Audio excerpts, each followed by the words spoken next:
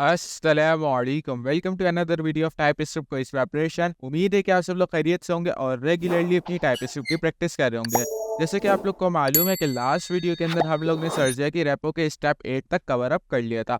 आज जो हम लोग फॉरवर्ड मूव ऑन करेंगे और जो है सर्जिया की रेपो को कंप्लीट करने की कोशिश करेंगे। तो चलें शुरू करते हैं अपनी आज की वीडियो को। अच्छा, आज जो हम लोग सबसे पहला जो स्टेप कवर अप करने वाले हैं वो है हमारे पास फंक्शंस का।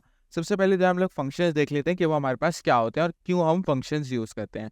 सिंपल, अगर हमारे पास कोई एक इस तरह का पीस ऑफ कोड है, पीस ऑफ लॉजिक है जो हमें मल्टीपल जगहों पे यूज़ करनी है, तो वो हमें मल्टीपल जगहों पे बनाने से बेहतर है कि हम जो है उसको एक जगह पे फंक्शन बना के रख दें और उस फंक्शन को जो है मल्टीपल जगहों पे यूज़ कर लें। अभी के लिए आपको इतने अच्छे से समझ नहीं आया होगा, मैं इसी एक प्रैक्टिकल एग्जांपल आपको करके दिखा देता हूँ ताकि आपको जो है बेटर अंडरस्टैंडिंग हो जाए। फंक्शन बनाने के लिए जो है हमें सबसे पहले फंक्शन का कीवर्ड यूज़ करना पड़ता है। सबसे पहले हम लिखेंगे फंक्शन, ये मैंने फंक्शन का कीवर्ड यूज़ कर दिया। इसके बाद जो है मैं फंक्शन का नाम दूंगा कोई भी, मैं अभी के लिए दे देता हूँ हेलो। ठीक है, आप जो है फंक्शन का कोई भी नाम दे सकते हैं। इसके बाद आप जो है राउंड ब्रैकेट्स लगाएंगे एंड देन आप जो है कर्ली ब्रैकेट्स लगाएंगे। ये जो आपके पास राउंड ब्रैकेट्स होते हैं इसके अंदर जो है आपके फंक्शन के पैरामीटर्स आते हैं जिनको अभी हम आगे जाके कवर अप करेंगे। लेकिन ये जो कर्ली ब्रैकेट्स है ये सबसे मेन चीज़ है, इसके अंदर जो है आपका सारा कोड आता है, आपकी सारी लॉजिक आती है। जैसे कि अभी जो है मैं जो एग्जांपल करने वाला हूँ वो हेलो वर्ल्ड की है। तो हेलो वर्ल्ड कह सकते हैं कि ये एक हमारे पास पीस ऑफ कोड है, ये एक लॉजिक है। तो ये हमारी कहाँ पे चलनी चाहिए? कर्ली ब्रैकेट्स के अंदर। तो मैं क्या करता हूँ, लॉक करा देता हूँ कर्ली ब्रैकेट्स के अंदर हेलो वर्ल्ड। ठीक है, अब यहाँ पे मैंने क्या किया, यहाँ पे मैंने एक फंक्शन बनाया, फंक्शन हेलो, और उसके अंदर जो है मैंने कंसोल लॉक करा दिया हेलो वर्ल्ड। अब अगर मैं नॉर्मली अभी के लिए इस प्रोग्राम को एग्जीक्यूट करूँ और अपनी फाइल चलाऊँ तो ये अभी के लिए प्रिंट नहीं होगा। ये प्रिंट क्यों नहीं होगा? ये प्रिंट इस वजह से नहीं होगा क्योंकि ये फंक्शन कॉल नहीं हुआ। याद रखिएगा, आप फंक्शन बना के रख दें, उसके अंदर आप चाहे जितनी बड़ी लॉजिक बना के रख दें, लेकिन जब तक आप जो है उस फंक्शन को कॉल नहीं करेंगे तब तक जो है वो वाली लॉजिक जो है एग्जीक्यूट नहीं होगी। तो अब मुझे जो है हेलो वर्ल्ड कराना है, ये फंक्शन चलाना है, तो मुझे क्या करना पड़ेगा, फंक्शन को कॉल कराना पड़ेगा या फिर इन्वोक कराना पड़ेगा। ठीक है, तो उसको कराने का क्या तरीका है? सबसे पहले जो है मैंने अपने फंक्शन का नाम लिखना है, उसके बाद जो है मैंने राउंड ब्रैकेट्स लगाने हैं। ये राउंड ब्रैकेट्स जैसे ही मैंने लगाए ये मेरा फंक्शन जो है कॉल हो गया, इन्वोक हो गया, कुछ भी आप कह सकते हैं। ठीक है, अब जो है मैं चला के देखता हूँ क्या मेरे पास आउटपुट सही आ रहा है या नहीं आ रहा। ये देखिए मेरे पास क्या हुआ, हेलो वर्ल्ड हो गया। ठीक है, जो मैंने प्रिंट कराया था वो मेरे पास प्रिंट हो गया। ठीक है, अभी के लिए ये तो हो गया हमारे पास बेसिक फंक्शन। अच्छा, ये जो अभी मैंने फंक्शन बनाया है इस फंक्शन को हम कहते हैं नेम्ड फंक्शन। ये मैंने ऊपर कमेंट भी लगाया हुआ है। जिस फंक्शन को हम जो है नाम दे देते हैं, जैसे मैंने इस फंक्शन का नाम दिया हुआ है, इस फंक्शन को हम कहते हैं नेम्ड फंक्शन। इसके अलावा हमारे पास एक आध और फंक्शंस भी होते हैं, उनको भी हम अभी कवर अप करेंगे। ठीक है, अब जो है इसको थोड़ा सा और स्टेप अप करते हैं और जो है अब हम इसके अंदर लेते हैं पैरामीटर्स। अब पैरामीटर्स क्या होते हैं? पैरामीटर्स कुछ इस तरह की चीजें होती है, लाइक आपके पास जो है कुछ इस तरह की पीस ऑफ लॉजिक होती है जो हर बार जो है होगी तो सेम, लेकिन हर बार जो है एक अलग डिफरेंट वे में चलेगी। लाइक जैसे हेलो वर्ल्ड है, हेलो उबैद होना चाहिए एक जगह पे, हेलो उबैद होना चाहिए एक जगह पे, हेलो हमजा होना चाहिए एक जगह पे, हेलो अली होना चाहिए। अब इसके लिए या तो आप ये करें कि हर जगह जो है जाके वो हेलो हमजा और हेलो उबैद नॉर्मली कराएं, लेकिन जब आप फंक्शन बनाएंगे तो उसमें आप इस फंक्शनैलिटी को नॉर्मली अचीव नहीं कर सकते। क्यों? क्योंकि आप जो इसको डायनामिक तो बना नहीं सकते, आपके पास कोई वैल्यूज तो आ नहीं रही कि भाई कब अली आना है, कब हमजा आना है और कब उबैद आना है, ये तो आपको पता ही नहीं चल रहा। ये आपको कैसे पता चलता है? ये आपको पैरामीटर्स के थ्रू पता चलता है। आप क्या करते हो, ये जो आपके फंक्शंस के राउंड ब्रैकेट्स है इसके अंदर जो है आप एक पैरामीटर लेते हो। पैरामीटर जो है एक टाइप ऑफ वेरिएबल ही होता है, वेरिएबल की तरह काम करता है। वो भी जो है डेटा स्टोर करता है और फिर वो अपने अंदर फंक्शन को प्रोवाइड कर देता है। ठीक है, मैं जो है यहाँ पे एक पैरामीटर ले लेता हूँ नेम के नाम से। पैरामीटर का कोई भी नेम हो सकता है। ठीक है, इसके बाद आप कॉलन लगाएं और इसकी जो है टाइप दे दें। ये हो गया हमारे पास नॉर्मल पैरामीटर। अब ये जो है ये हेलो का जो फंक्शन है ये एक पैरामीटर ले रहा है जिसका नाम है नेम और उसकी टाइप है स्ट्रिंग। अब ये याद रखिएगा, ये जो आप फंक्शन के अंदर जितने भी पैरामीटर लेते हो उसको आप फंक्शन के अंदर कहीं भी यूज कर सकते हो। अब मैं यहाँ पे क्या करता हूँ, हेलो और आगे कॉमा लगा के नेम, क्योंकि एक एज अ वेरिएबल है, वेरिएबल को मैं कहीं भी यूज कर सकता हूँ। मैंने क्या किया, कंसोल लॉग में कर दिया हेलो और नेम। ठीक है, अब इसको जो है अभी देखें आप, यहाँ पे एरर आ गया जब मैंने कॉल किया हुआ है। यहाँ पे एरर इस वजह से आया, ये कह रहा है एक्सपेक्टेड 1 आर्ग्यूमेंट बट गॉट 0। याद रखिएगा जब आप फंक्शन बनाते हैं तब आप पैरामीटर लेते हैं और फंक्शन को जब आप कॉल करते हैं तब आप आर्ग्यूमेंट पास करते हैं। याद रखिएगा आप जितने भी पैरामीटर्स फंक्शन से लेते हैं उतने ही आप आर्ग्यूमेंट्स भी पास करते हैं। अभी के लिए हमने कितने पैरामीटर्स लिए हुए, एक पैरामीटर लिया हुआ है, तो मुझे कितने आर्ग्यूमेंट पास करने होंगे, एक आर्ग्यूमेंट। अब मैं यहाँ पे क्या करता हूँ, मैं एक आर्ग्यूमेंट पास कर देता हूँ। सबसे पहले मैं जो है 10 पास करके देखता हूँ। इसने तो एरर दे दिया। 10 पे एरर क्यों दिया भाई? इसने क्या एरर दिया, argument of type number is not assignable to parameter of type string. ये कह रहा है जो आपका फंक्शन है उसमें जो पैरामीटर है उसकी टाइप स्ट्रिंग है और जो आप आर्ग्यूमेंट पास कर रहे हो उसकी टाइप जो है नंबर है। तो अब मैं इसको क्या करता हूँ, इसको यहाँ से चेंज करता हूँ और कोई स्ट्रिंग वैल्यू दे देता हूँ, हेलो उबैद। ठीक है, अब इसको मैंने जब पास कर दिया कोई इशू नहीं आया, सब कुछ हो गया हमारे पास, कोई एरर नहीं अभी के। अब जो है इसको चला के देखते हैं क्या ये हेलो उबैद करता है या नहीं करता। ठीक है, करना क्या चाहिए, इसको हेलो और फिर कॉमा के बाद स्पेस के बाद उबैद आ जाना चाहिए, सही है ना। मैं इसको चला के देखता हूँ एक बार क्या इस तरह होता है या नहीं होता। ये देखिए यहाँ पे क्या हुआ, अब हेलो उबैद हो गया। अब जो है मैं इसको दोबारा कॉल करता हूँ। याद रखिए एक फंक्शन को आप जो है मल्टीपल टाइम कॉल कर सकते हो, चाहे 1000 टाइम कॉल करो या 2000 टाइम, जितनी भी बार आप कॉल करना चाहो कर सकते हो। ठीक है, ये मैंने क्या किया, 3 बार मैंने फंक्शन को कॉल किया और तीनों बार अलग अलग नेम है। देखते ही तीनों बार अलग अलग नेम को हेलो करता है या नहीं करता। ये देखिए इसने क्या किया, तीनों बार अलग अलग नेम जो मैंने आर्ग्यूमेंट्स पास किए थे उनको जो है हेलो कर दिया इसने। इसको हम कह सकते हैं कि हमारा फंक्शन जो है अब डायनामिक बन गया, क्योंकि वैल्यूज ले रहा है, डायनामिकली चल रही, स्टैटिक नहीं है। हमने इसमें जितना भी काम था वो हमने ऑलमोस्ट जो है इसको डायनामिक बना दिया, तो ये क्या हो गया हमारे पास डायनामिक फंक्शन। ठीक है, अब जो है हम इसको थोड़ा सा और स्टेप अप करते हैं और जो है अब हम देखते हैं डिफॉल्ट पैरामीटर। पैरामीटर से भी डिफरेंट टाइप्स होती है। पहले जो हम अपने पैरामीटर देखा वो हमारे पास सिंपल पैरामीटर था, अब जो है हम देखने वाले हैं डिफॉल्ट पैरामीटर। डिफॉल्ट पैरामीटर क्या होता है, डिफॉल्ट पैरामीटर ये कहता है कि भाई आपके पास बहुत से ऐसे केसेस आते हैं जिसमें यूजर जो है अपना डेटा प्रोवाइड नहीं करता, यानी अपना नाम नहीं देता। इसी एक एग्जांपल ये है कि आप अक्सर जब भी अपनी न्यू विंडोज करते हो तो उसमें जो है आप लोग अपना आउटलुक अकाउंट लॉगिन नहीं करते, आप अपना नाम नहीं देते, अक्सर जो है कुछ लोग इस तरह करते हैं। तो उसको विंडोज क्या करती है, हेलो अनडिफाइन करती है क्या, नहीं ना, उसको वो क्या करते हैं, हेलो यूजर। उन्होंने कोई एक स्पेसिफिक डिफॉल्ट वैल्यू डिफाइन की हुई होती है कि इस केस में अगर भाई यूजर जो अपना अकाउंट लॉगिन ना करे, अपना नाम ना दे, तो आप क्या करो, उसको यूजर कंसिडर करो और जो उसको कर दो हेलो यूजर। मैं भी इसी तरह करके देख लेता हूँ, मैं अपना डिफॉल्ट पैरामीटर कैसे बनाऊंगा, जहाँ पे मेरे पैरामीटर की टाइप खत्म हुई मैं वहीं पे आगे इक्वल्स टू लगाऊंगा और जो है जिस भी टाइप की मैंने वैल्यू इसके अंदर डिफॉल्ट में रखनी है वो मैं इसके अंदर प्रोवाइड कर दूंगा। मैं यहाँ पे जो है प्रोवाइड कर देता हूँ यूजर, हेलो यूजर। अब हमने जो है डिफॉल्ट पैरामीटर तो प्रोवाइड कर दिया, अब इसका जो है मैं आपको यूज केस दिखाता हूँ। अभी तक हमने जो नॉर्मल पैरामीटर लिया था, जब भी हम फंक्शन को अपने कॉल करते थे तो ये कहता था कि भाई expected 1 argument but got 0। But अब देखिए, अब जैसे ही मैंने फंक्शन को कॉल किया, 3 बार कॉल किया हुआ, तीनों में ही मैंने जो है आर्ग्यूमेंट पास नहीं किया हुआ और इसने एरर भी नहीं दिया, इसने मुझे कुछ भी नहीं कहा।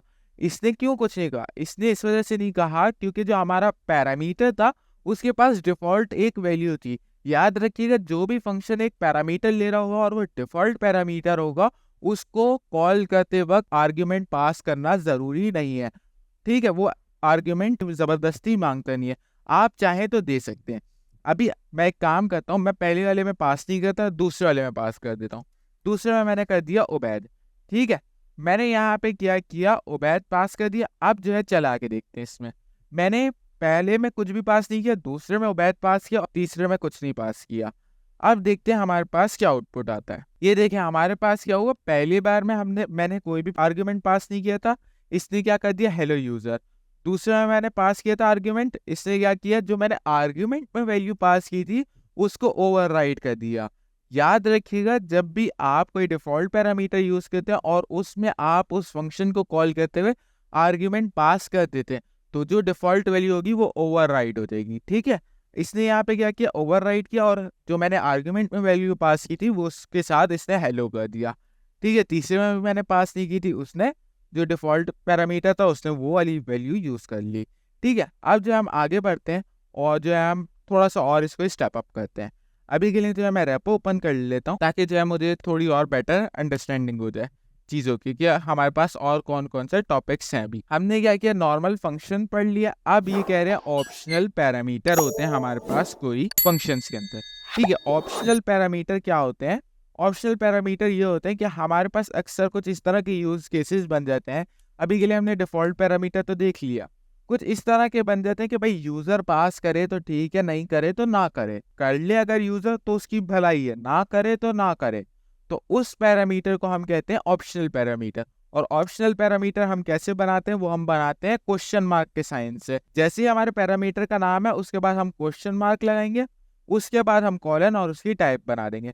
अब ये याद रखिए, जैसे ही आप जो है किसी भी फंक्शन को एक ऑप्शनल पैरामीटर पास कर देते हो तो वो फंक्शन जब भी कॉल होगा तो वो तब भी आर्ग्यूमेंट नहीं मांगेगा।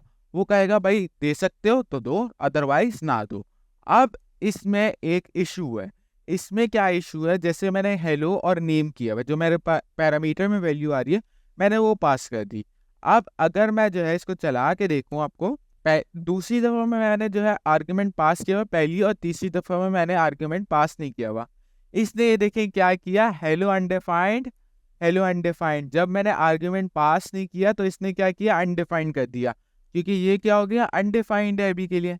तो अब इसको एड्रेस करने के लिए हम क्या यूज़ करते थे, डिफ़ॉल्ट पैरामीटर, जो मैंने अभी आपको बता दिया। ये अनडिफाइंड आने से बेहतर है कि आप जो है डिफ़ॉल्ट पैरामीटर यूज़ कर लो। ठीक है, अब इसके बाद हमने जो है डिफ़ॉल्ट पैरामीटर भी पढ़ लिया।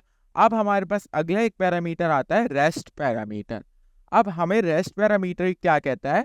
वो हमें कुछ इस तरह कहता है कि आपके पास कुछ इस तरह के फंक्शंस हैं जिन फंक्शंस में जो है आपके पास आर्ग्यूमेंट जो है मल्टीपल आ सकते हैं, लेकिन आपको ये नहीं पता जब आप फंक्शन बना रहे हो कि भाई आपके पास कितने आर्ग्यूमेंट यूज़र पास कर सकते हैं। अक्सर जो है कोई इस तरह के केसेस आ जाते हैं जिसमें यूज़र जो है बहुत लंबा अपना आर्ग्यूमेंट पास कर देता है। जैसे वो आप लोग को एक चीज़ याद होगी, वो एक फिल्म का सीन है जिसमें मुत्तुस्वामी चित्तुस्वामी कुछ इस तरह से उसका नाम था, कितना बड़ा नाम था। तो इस तरह की चीज़ों को जो है हैंडल करने के लिए हम क्या यूज़ करते हैं, रेस्ट पैरामीटर। उसमें हमें पता ही नहीं था कि भाई जो वो यूज़र है वो हमें कितना बड़ा नेम पास कर रहा है।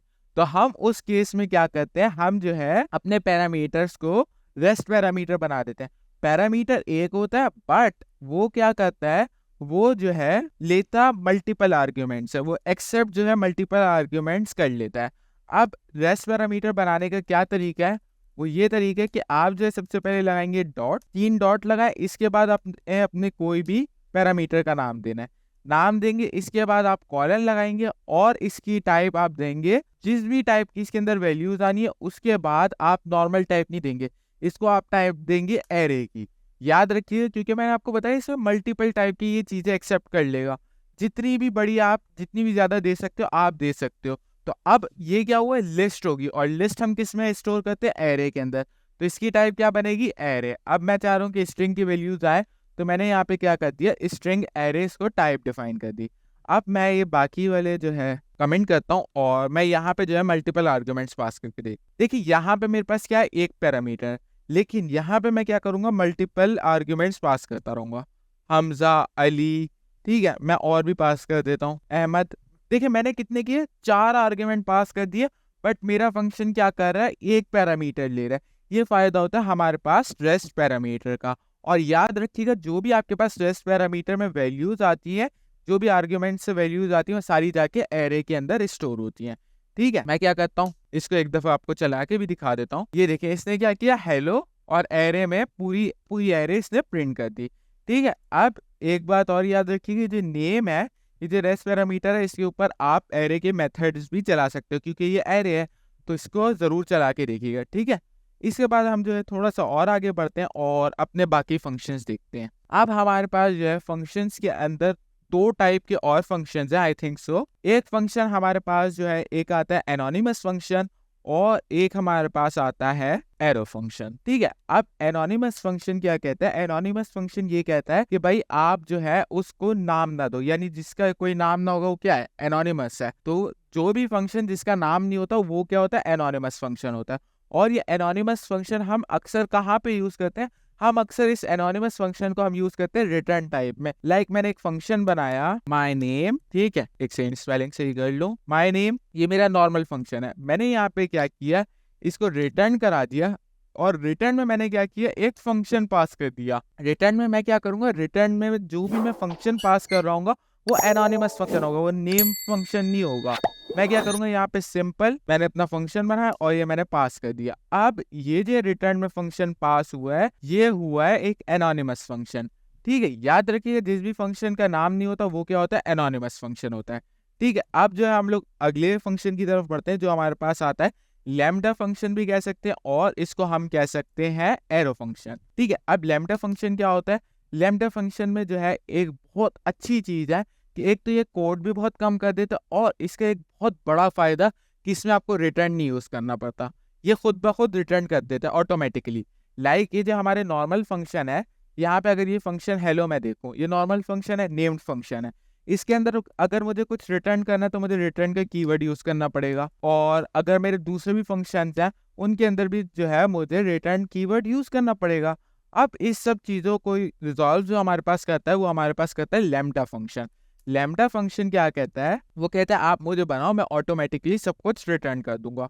अब वो रिटर्न कैसे करता है, हम यहीं से इनकी एग्जांपल उठाते हैं और इसके समझ। इन्होंने यहाँ पे क्या किया, यहाँ पे इन्होंने क्या किया, लेट एक वेरिएबल बनाया और वेरिएबल के अंदर इन्होंने राउंड ब्रैकेट्स लगाए, उसके अंदर अपने जो भी पैरामीटर्स लेने थे वो इन्होंने लिए, और उसके बाद असल काम यहाँ पे हुआ, इन्होंने इक्वल्स टू ग्रेटर देन लगाया और जो भी इसकी लॉजिक थी वो सारी इन्होंने कर दी। याद रखिएगा जो आपकी जो वो होती है लैम्डा फंक्शन होता है, उसके अंदर आप जो है कर्ली ब्रैकेट्स यूज करें या ना करें चल जाता है।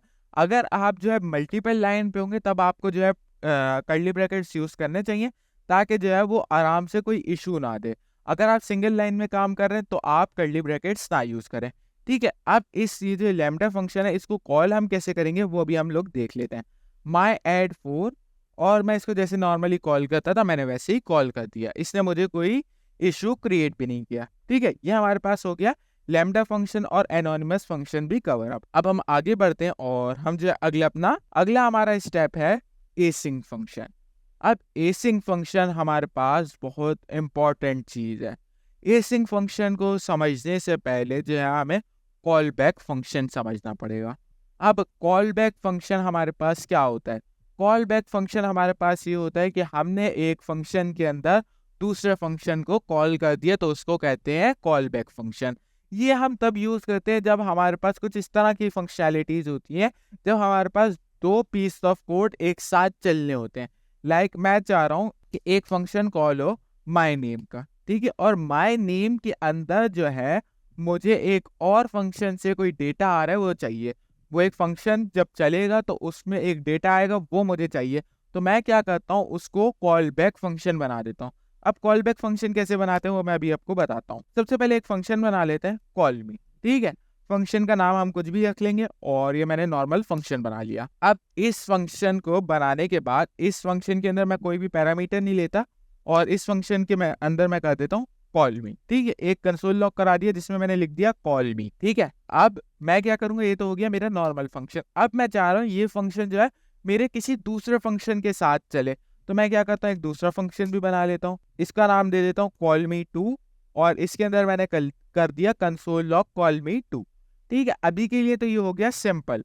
अब जब भी मैं इन दो फंक्शंस को कॉल करूंगा ये चलेंगे आराम से, कोई भी मसला नहीं आएगा। बट हम कर रहे हैं call back. Call back function बनाने के लिए आपको क्या करना पड़ता है, जिस फंक्शन के अंदर आप दूसरे फंक्शन को कॉल कराना चाह रहे होते हो उस फंक्शन के अंदर आप लेते हो एक पैरामीटर। याद रखिएगा अगर फंक्शन के अंदर कुछ भी पास करना है आपको किस तरह पास करना पड़ता है। अब मैं यहाँ पे क्या करता हूँ, यहाँ पे राउंड ब्रैकेट्स के अंदर आता हूँ और मैं एक वो ले लेता हूँ पैरामीटर कॉल बैक के नाम से, और इसकी टाइप अभी के लिए मैं रहने दूंगा एनी। ठीक है, अब क्या हुआ, ये जो कॉल मी 2 का फंक्शन है ये क्या कह रहा है कि भाई आप जब भी मुझे कॉल करोगे एक पैरामीटर पास करोगे जिसका नाम है कॉल बैक और उसकी टाइप है एनी। ठीक है, अब मैं क्या करता हूँ कॉल मी 2 को कॉल करता हूँ और इसके अंदर पास करते हुए मैं कॉल मी पास कर देता हूँ। जो मेरे पास एक फंक्शन था सिंपल मैं फंक्शन का नाम पास करूंगा। याद रखिएगा जब भी आप कॉल बैक यूज कर रहे होते हो और एज एन आर्ग्यूमेंट किसी को फंक्शन को पास करते हैं तो आप जो है उस फंक्शन को राउंड ब्रैकेट्स के साथ कॉल नहीं करते, आप सिंपल उसका नाम पास कर देते हो। अब क्या हुआ होगा, ये जो कॉल मी है ये पूरा फंक्शन उठा होगा और कॉल बैक के अंदर जाके स्टोर हो गया होगा। अब मुझे इस फंक्शन को यूज करना है तो मैं कैसे यूज करूंगा, मैं कॉल बैक को कॉल कर दूंगा, सिंपल। अब मैंने क्या किया, यहाँ पे कॉल बैक को कॉल किया जैसे मैं नॉर्मल फंक्शन को कॉल करता था। अब ये मेरे पास कॉल बैक का काम हो गया। ये देखिए हमारे पास क्या हुआ, पहले कॉल मी चला, जो हमारे पास पहले पहला फंक्शन था वो हमारे पास चला, फिर उसके बाद हमारे पास कॉल मी 2 चला। ठीक है, ये होते हैं हमारे पास कॉल बैक। लाइक एक फंक्शन के अंदर आपने दूसरा फंक्शन पास कर दिया, उसको हम कहते हैं कॉल बैक।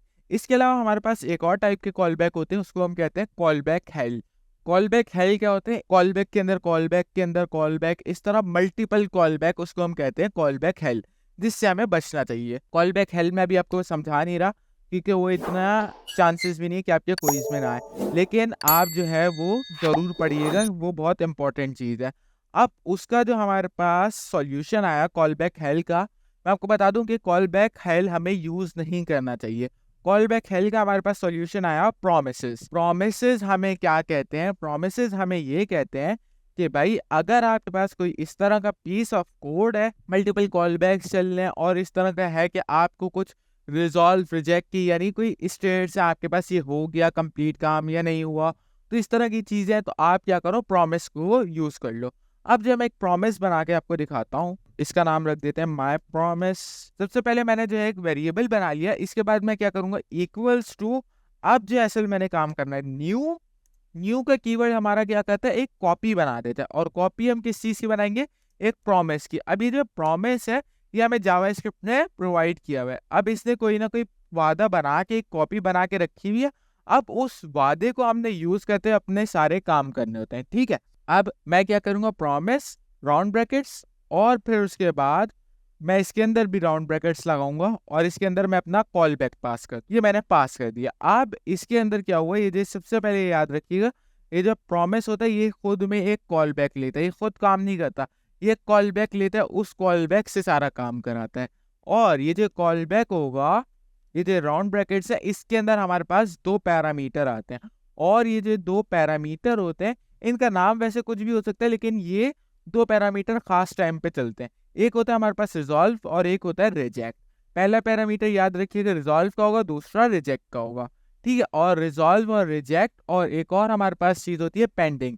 ये 3 चीजें जो है हमारे पास स्टेट होती हैं प्रोमिसेस की। लाइक हमारे पास कोई भी वादा होगा, वो एक टाइम पे पेंडिंग होगा, एक टाइम पे वो रिजॉल्व हो जाएगा या तो, या फिर वो रिजेक्ट हो जाएगा। इसी तरह टाइप स्क्रिप्ट में भी होता है। ठीक है, अब इसके अंदर क्या होगा, इसके अंदर आप जो है अपनी कोई भी लॉजिक बनाए और उस हिसाब से रिजेक्ट और रिजॉल्व कर दें। मैंने अभी के लिए क्या किया, डायरेक्ट ही इसको रिजॉल्व करा दिया, आई एम रिजॉल्व। ठीक है, अब मेरा जो है प्रॉमिस बन गया। अब इस प्रॉमिस को आप जो है डीपली खुद देख लीजिएगा लॉजिक्स लगा के, बस मैं आपको जो है एक ऊपर से ओवरव्यू दे रहा हूँ। मेरा ये प्रॉमिस क्या हुआ, यहाँ पे रिजॉल्व हो गया। अब मेरा प्रॉमिस तो बन गया, अब मुझे ये देखना है कि मेरे प्रॉमिस में क्या आया क्या नहीं आया। तो मैं वो किस तरह देखूंगा, सबसे पहले मैं क्या करूंगा, माय प्रॉमिस, जिस चीज में मैंने अपना प्रॉमिस बनाया हुआ है, माय प्रॉमिस डॉट देन। याद रखिएगा आप जब भी प्रॉमिस बनाते हैं और उसकी जो है स्टेट्स आपको देखनी पड़ती हैं, तो वो आप देखते हैं, या उसका डेटा आपको लेना होता है वो आप लेते हैं डॉट देन या डॉट कैच से। अगर आपका कोई भी प्रॉमिस जो है रिजॉल्व हुआ होगा तो वो आएगा डॉट देन में, और अगर रिजेक्ट हुआ होगा तो वो आएगा आपका किस में, कैच में। ठीक है, डॉट कैच भी मैं यहाँ पे लगा देता हूँ। ठीक है, ये क्या हुआ, हमारे पास हमारा प्रॉमिस भी बन गया। ठीक है, अब इसमें ये हमारे पास नॉर्मल प्रॉमिस बन गया। अब आप इसको जिस तरह यूज करना चाहे यूज कर लें। ठीक है, अब इसके बाद हमारे पास एक और इशू आता है। हमारे पास इशू ये आता है कि जब हम कॉम्प्लेक्स प्रोग्रामिंग कर रहे होते हैं तब हम डॉट देन और डॉट कैच में बहुत गुम हो जाते हैं, हमें कोड सही से समझ नहीं आ पाता। तो हम क्या करते हैं, हम जो है इसके एक और सॉल्यूशन निकालते हैं, एसिंक अवेट। एसिंक अवेट क्या करते हैं, एसिंक अवेट भी एक फंक्शन है जो कि रिटर्न में जो है एक हमें प्रॉमिस ही प्रोवाइड करता है, बट वो जो है हमें डॉट देन और डॉट कैच से बचा लेता है। अब वो किस तरह बचाता है वो भी हम देखेंगे। सबसे पहले जो है हम एक कीवर्ड यूज करेंगे एसिंक का। ठीक है, एसिंक का कीवर्ड के साथ हम जो है अपना फंक्शन बनाएंगे, और फंक्शन का नाम मैं दे देता हूँ कॉल मी 3, और इसमें जो है पैरामीटर मैं कोई भी नहीं ले रहा। अब ये क्या हुआ, ये जो फंक्शन है ये जो है एसिंक एक फंक्शन बन गया, और इस फंक्शन के अंदर जितना भी कोड होगा वो सारा का सारा एसिंक्रोनस नहीं होगा। ये फंक्शन एसिंक्रोनस है, बट इसके अंदर एक फायदा है कि इसके अंदर सारा कोड एसिंक्रोनस नहीं होता। जैसे कि आपको वो याद है प्रॉमिस जो आपका होता है उसके अंदर जितना भी कोड होगा वो सारा एसिंक्रोनस होगा, लेकिन जो आपका एसिंक फंक्शन होता है उसके अंदर सारा कोड आपका एसिंक्रोनस नहीं होता, सारा सिंक्रोनस कोड होता है। बट कुछ लाइंस होती हैं जिनको आप चाहते हो कि ये एसिंक्रोनस होनी चाहिए, उनको आप जो है एसिंक्रोनस बना देते हो। ठीक है, मैं यहाँ पे क्या करता हूँ, अपना प्रॉमिस जो है अनकमेंट कर लेता हूँ दोबारा, और यहाँ पे एक वेरिएबल बनाता हूँ const data. Const data equals to, अब मैं यूज करूंगा, याद रखिएगा अगर आपको एसिंक अवेट फंक्शन के अंदर कोई भी आपके पास एक एसिंक्रोनस काम आ गया जिसमें थोड़ा सा टाइम लगना है, तो आप क्या करोगे, एक कीवर्ड यूज करोगे अवेट का, प्रॉमिस है जो भी आप उसको जो है कॉल कर दोगे। ठीक है, यहाँ पे मैंने नॉर्मली कर दिया। अब इससे क्या हुआ, ये मेरा जो भी माई प्रॉमिस है वो सारा इसके अंदर आ गया, और मेरा जो भी फंक्शन था वो एसिंक्रोनस बन गया। ठीक है, इसको थोड़ा सा और इन डेप्थ अगर आपको देखना हो तो मैंने promises dot then dot catch और एसिंक अवेट इन सब की वीडियोस अलग से अपलोड की हुई हैं, तो उनको ज़रूर चेकआउट कीजिएगा ताकि आपको इन डेप्थ नॉलेज इनकी मिल जाए। ठीक है, अब जो हम आगे बढ़ते हैं और अपना अगला स्टेप देखते हैं, जो कि हमारे पास है फंक्शन ओवरलोड्स। फंक्शन ओवरलोड्स बहुत इंपॉर्टेंट टॉपिक, इससे इंशाल्लाह आपके जो है 2 से 3 क्वेश्चन तो ज़रूर बनेंगे। अब फंक्शन ओवरलोड क्या कहता है, फंक्शन ओवरलोड ये कहता है कि भाई अगर आपके पास कोई ऐसा फंक्शन है जिसको आप जो है टाइप सेफ बनाना चाह रहे हो, तो आप क्या करो, उसके फंक्शन के ओवरलोड्स बना दो। आपके जो फंक्शन ओवरलोड्स होते हैं, यानी ओवरलोड्स होते हैं, वो किस लिए यूज करते हैं, हम फंक्शन का स्ट्रक्चर डिफाइन करने के लिए। आपको इतना तो याद होगा कि जब भी हम टाइप्स बनाते हैं, यानी नॉर्मल ऑब्जेक्ट की अगर टाइप बना रहे हैं या एरे की टाइप बना रहे हैं, तो हम टाइप क्यों बनाते थे, स्ट्रक्चर डिफाइन करने के लिए। वो हम नॉर्मल अगर स्ट्रक्चर डिफाइन करते थे तो हम टाइप के कीवर्ड को यूज कर ले, इंटरफेस के कीवर्ड को यूज कर ले, या हम नॉर्मल टाइप्स को यूज करके उसके स्ट्रक्चर बना देते थे। लेकिन हमारे पास जो फंक्शन होता था उसका हम इस तरह कोई भी स्ट्रक्चर नहीं बना पाते थे, तो हमारे पास उसका सॉल्यूशन क्या आया, फंक्शन ओवरलोड्स। अब अगर आपको फंक्शन ओवरलोड बनाना है तो आपको क्या करना है, सबसे पहले आप फंक्शन का नाम, फंक्शन का कीवर्ड लिख के फंक्शन का कोई नाम दे, राउंड ब्रैकेट्स लगाएं, और इसके बाद आप अपनी एक जो है टाइप बता दें, रिटर्न टाइप। ठीक है, आपने यहाँ पे क्या किया, आपने एक फंक्शन बनाया, function call me for, round brackets लगाया और उसकी जो है रिटर्न टाइप बता दी। बस सिंपल, आपका ये एक ओवरलोड बन गया। मैं इसी तरह दूसरा बना लेता हूँ, इसकी जो है इसमें रिटर्न टाइप में कर देता हूँ स्ट्रिंग। इस तरह आपके जो है मल्टीपल जो है आपके फंक्शन के ओवरलोड बनते रहेंगे। और ये फंक्शन के ओवरलोड याद रखिए, जब भी आपके बनेंगे हमेशा फंक्शन का जब भी ओवरलोड बनेगा उसका नाम सेम होगा, ओवरलोड्स का भी नाम सेम होगा, और जो आप मेन फंक्शन होगा उसका भी नाम सेम होगा। और इसके अलावा जो फंक्शन के ओवरलोड के अंदर जो पैरामीटर्स होंगे उनके भी नाम सेम होंगे। मैं नेम 1 ले लेता हूँ और इसकी टाइप दे देता हूँ स्ट्रिंग। अब मैं दूसरा जो ओवरलोड है उसमें आऊँगा, दूसरे ओवरलोड में मैं नेम सेम रखूंगा, बस सिर्फ क्या करूंगा, टाइप चेंज रखूंगा। मैं यहाँ पे टाइप कर देता हूँ नंबर।